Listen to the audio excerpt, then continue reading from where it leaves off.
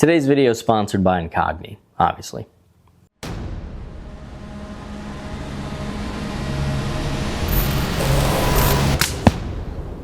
I never thought it would be me. I messed up bad. I was doing that podcast with Jorg. You let your guard down around a German like that for 1 second and he sneezed on me. And I knew it. I knew I caught it immediately. The crony virus. It's this disease where you just can't stop shooting stuff through your new crony. It's debilitating. I haven't been able to get anything done. The only good thing to come of it is now that I have a really viable means of testing the feet per second of all these slingshots and bows and crossbows and stuff I've been making, I can finally test this idea that I've been noodling on for, I don't know, since the beginning of time, like last year. Is it possible that the true perfect hybrid between the exercise tube, not very fast but almost indestructible, it's so durable, and the short-lived but wicked fast Theraband flat band is actually heavy exercise flat bands? Wow, this is like a whole matching outfit, huh? And of course, you know I gotta make a whole new Slingbow to accommodate these bands. All this and more on today's ZNA production. Here you go. Hope you guys like it.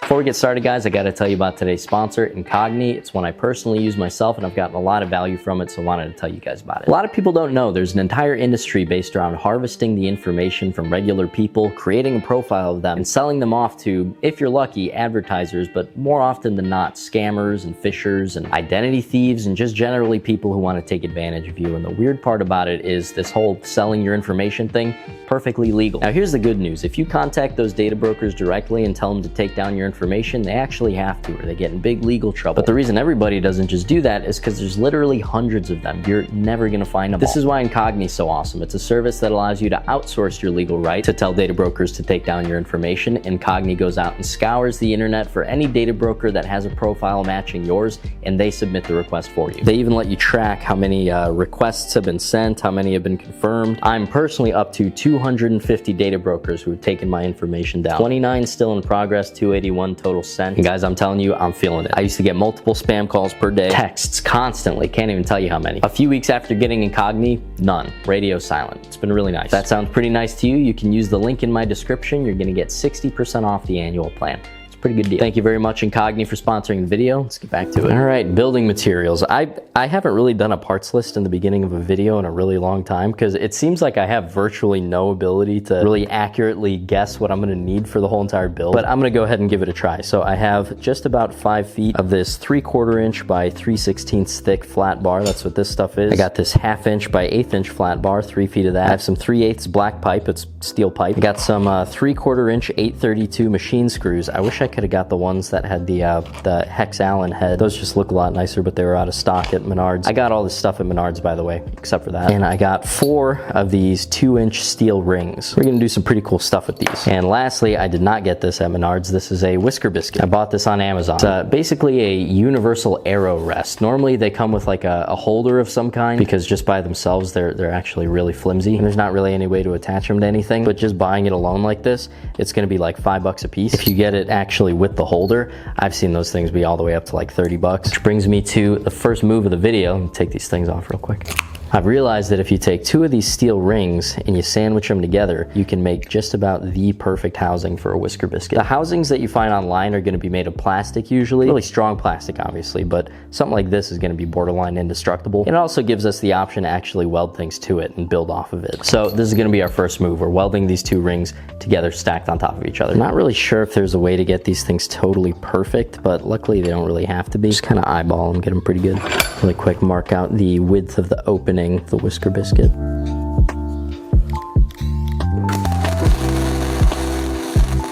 I cut out 2 8-inch pieces of that thicker flat bar. I clamp it down to the sides of the rings using my wonderful, beautiful $200 Harbor Freight weld top. If you ask a real pro, they're gonna say, yeah, it's okay, it's all right, it's fine. Guys, I've been welding on a piece of plywood for the last 5 years. Excuse me while I enjoy my simple pleasures.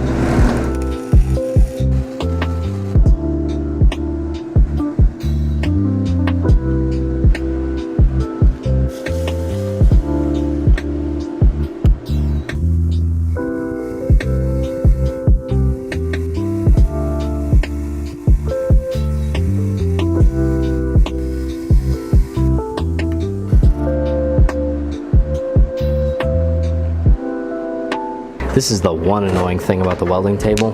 The spatter. I use that spatter spray. Definitely minimizes it, but you still have to clean it like every single time you weld. Yeah, see?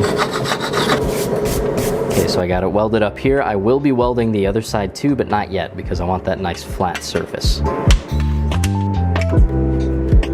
Now I'm gonna cut a 12-inch section out. I'm gonna use this nice big welding magnet. Just so happens to fit the bar perfectly inside the gap. It's like strong.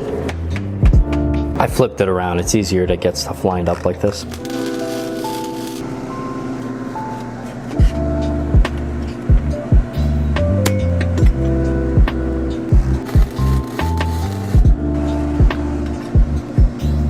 Now 4 1/4 inches from the whisker biscuit. This is where we're gonna mount our 3rd steel ring. It would be really nice if I could just put the ring right on there, but there's this little corner thing cut out. I guess for like if there's a weld in the corner, but it is annoying me right now. So I'm gonna plug up that hole with a little Allen key that I don't use. Bring that over very carefully.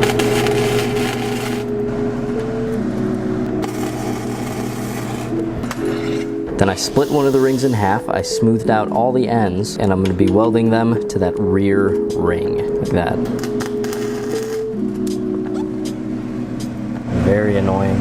Does anyone else have that issue of like the wire not immediately sparking as soon as it hits, and when you have like 2 pieces very precariously placed, you pull the trigger and the wire just like shoves one of your pieces out of the way? I can't freaking stand that. Ooh, drives me crazy. I'm gonna set my chop saw to an angle of 22.5, just because that's where it clicks.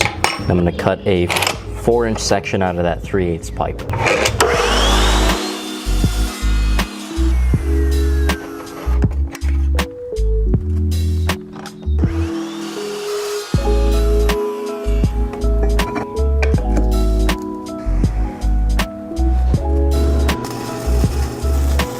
And then with the final bit of the thicker bar, I've cut an 1.5 inch little piece for the bottom right there. And I'm gonna do 2 more pieces that are 1 1/4 inches, and those are gonna go on the ends here. And that last little approximately 4-inch piece is gonna turn into the arm brace. So hey, we're actually gonna be able to make this whole thing with just a single 3-foot piece of that thicker bar. That's convenient.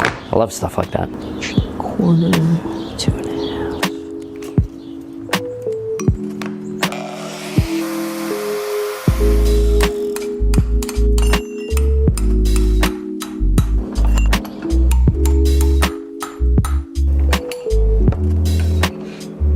I've never done that before, but that worked so much better than I ever would have imagined it would. It is a little bit too small for the arm though. I just gotta squish it a little bit.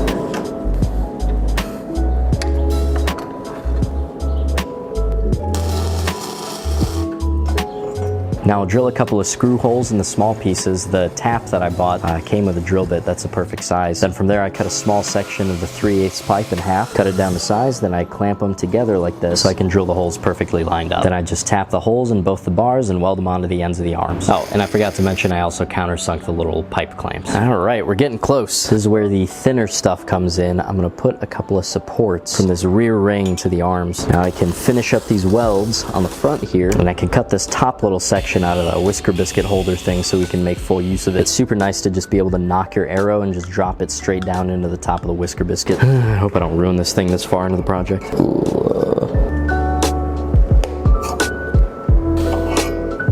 Ooh, it feels like a lot. Okay, that's actually pretty good.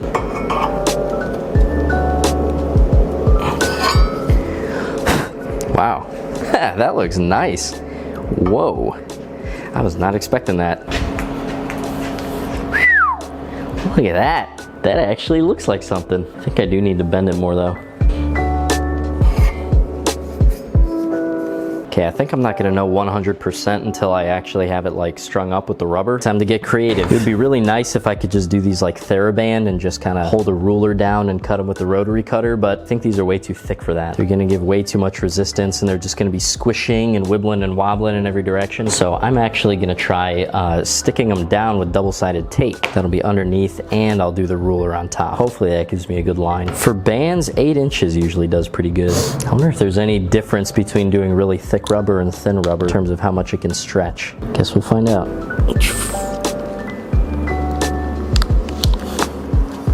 Oh, nice. Well, there's kind of a weird angle to it, but it came out really clean. That's a really nice cut. So this stuff is 1 3/8 wide. I think we could get both bands out of one length. I think. I'm gonna clean off any oils from my hand with some denatured alcohol so that the tape can stick really well. I think I can do 2 strips of this tape underneath.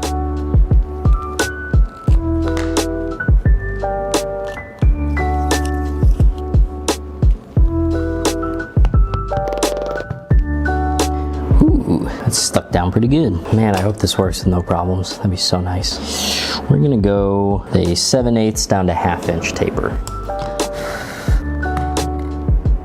Very nice. All right, I just got an idea. This might be way overkill, but I really want to get this right the first time.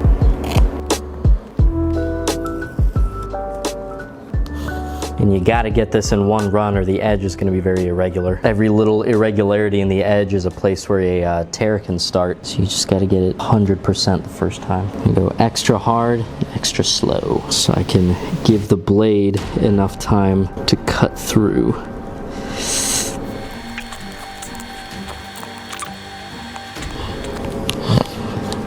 Please let that be it. Oh, baby. Oh, thank you, Lord.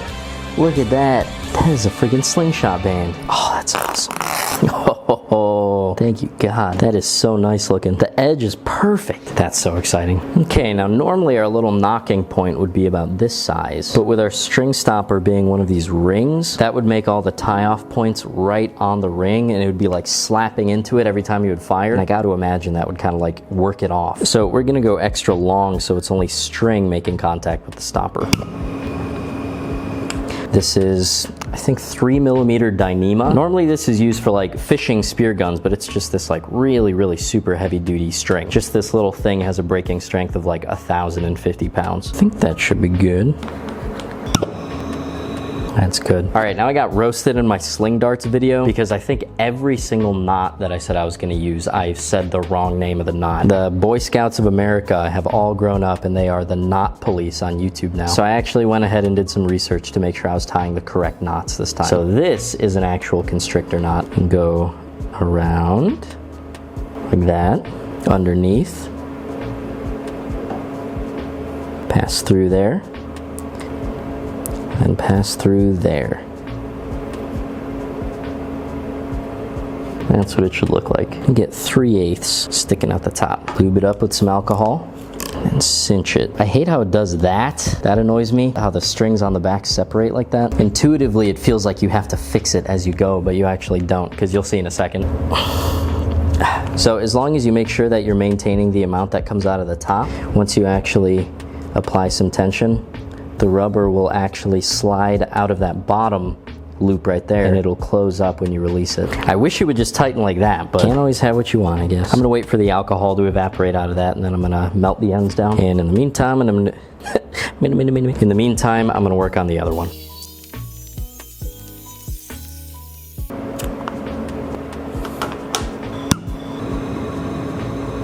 Now we'll tie a quick D loop.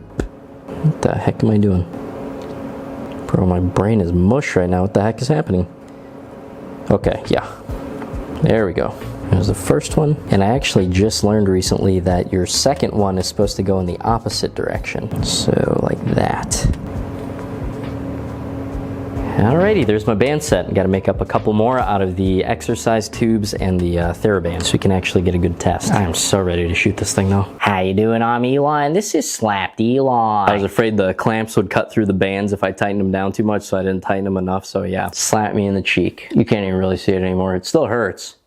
I'm not just here to mug you guys. It only occurred to me while I was editing how I completely, no pun intended, glossed right over probably the most notable paint job I've ever done on a build. Literally the next scene after saying I have to make these extra band sets, the Slingbow looks like this already. I didn't skip the process on purpose, I'm sorry. It happened so progressively, so gradually that I didn't notice that it was something that I should be filming. Then all of a sudden it's the best looking thing I've ever made. It was like, I started with it matte black. I'm like, I paint everything matte black. Maybe I'll do some little accents for the thumbnail. So I painted the clips and I actually painted the ring orange, the front one too, and this little handle pommel thing. Then I stood back and looked at it with the black and the orange. I'm like, this looks like a friggin' Halloween Nerf gun. So I took some charcoal gray and I sprayed some accents all over it that looked like that. Just some little dusting. I like that kind of fade out look. Then I got impatient and I tried wrapping the handle while the paint job was still wet, and I completely ruined it, so I had to strip all the paint off. That sucked, but you do what you gotta do. I redid all that again, and while I was redoing it, I had this idea to use my laser engraver to cut stencils out from masking tape. And boy, oh boy, was that a good move. I don't think I've ever done anything that looks quite this good. I put the stencils down on top of those little fade outs, and I dusted it with granite, which is just a slightly lighter gray than the charcoal gray. And that just brought the look together so well. I'm super happy with how this turned out. The painted orange rings were just kind of hideous. I didn't want to do that again, so I just did it all black and gray. And then obviously I wrapped it with some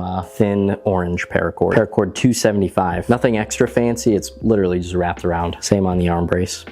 Look how nice that looks. That's so cool. The grip, I just kind of had to freestyle something with some lizard skin. The pickleball paddle handle wrap, not skin from a lizard. I don't know if I'm the biggest fan of that. It was really hard to figure out what to do with this kind of weird like step down thing that I did. I think if I did the whole thing all over again, I would just bring that all the way down to the bottom and probably bring the pommel out a little bit. So the grip would just be one uniform thickness, and it would be really easy to wrap it with probably the same wrap. All right, sorry I'm yapping, but that's how the paint came to be. Back to the video. Okay, I honestly tried my best to power match all the different band materials to each other, but to be totally truthful, I'm never gonna get it perfect. Nice, 31. That's a decent weight. All right, time for literally my first shot ever on this thing. I'm guessing 125 feet per second with the gray tubes. Maximum 130. All I really have to do is not hit the crony. I should also probably turn it on. Holy smokes, 127, and that felt awesome. That felt so good. 129, not as good of a shot. I'm focusing way too much on the crony. I just really don't want to hit it. Oof, that was bad. 132, nice. Perfect. 128. Duplicate. 136. That's crazy. Okay, here's 3 layers of Theraband gold. I can't remember what I did. I think it was 1 inch down to 5/8. Feels really light. Oh man. 21. Yeah, 20 pounds. I'd have done that way too light. Oh yeah, 104. I gotta redo these bands. That's really bad. Yeah, duplicate. Whew, 46. This is gonna be fun.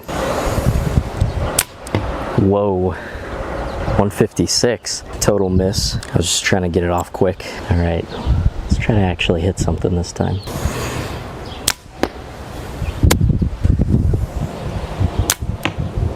154. Theraband is really something. 148. 147. You know, 25 feet per second is very substantial, but considering all the extra work that goes into making the Theraband, I think honestly if I had to choose, I would keep on shooting the tubes. I think I would take these hunting, but if I had to be out here shooting like hundreds of shots if I was practicing and stuff, tubes are just fine for me.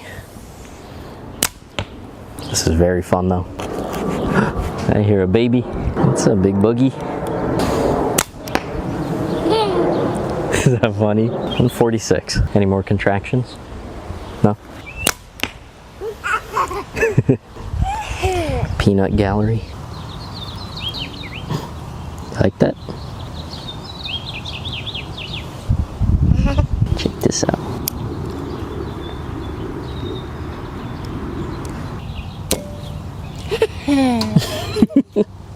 He's just doing this awkward little laugh every single thing I do.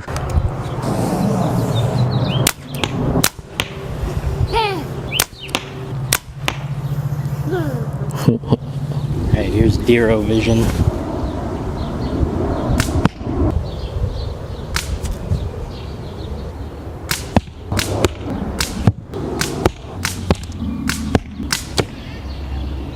Alright, here's a big kahuna. The hybrid bands. Feels really light, not gonna lie.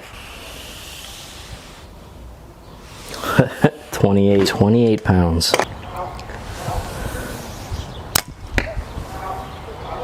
$123. Yeah, bad news. Bruh, $119. $124. $117. This one's a stinker. You know what, babe? I'm gonna make them bigger. All right, we're going real heavy this time. These have the same taper as the bigger Theraband bands that I just made. 44. Oh, wow, it's comparable. 44. 45. Not bad. Let's see how they shoot. The goal I'm shooting for is 145.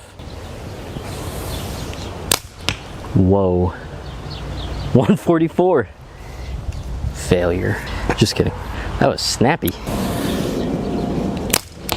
138. 145. That is bang on. 143. I'm telling you guys, this is smooth as butter. I guess the only thing to do now is to shoot it over and over and over and over and over until it breaks. And then shoot all the other ones over and over and over until they break. Nah, but for real, I shot 150 arrows over the next couple of days, nothing even remotely resembling wear and tear on the bands. The constrictor knots weren't even slipping a molecule. The hybrid bands are almost as fast as Theraband, but way more durable, almost as durable as tubes, but way faster. I call that a success. We're having a baby in a few hours. I don't have time to shoot these things until they break. Thank you very much for watching. I'll talk to you later. Bye.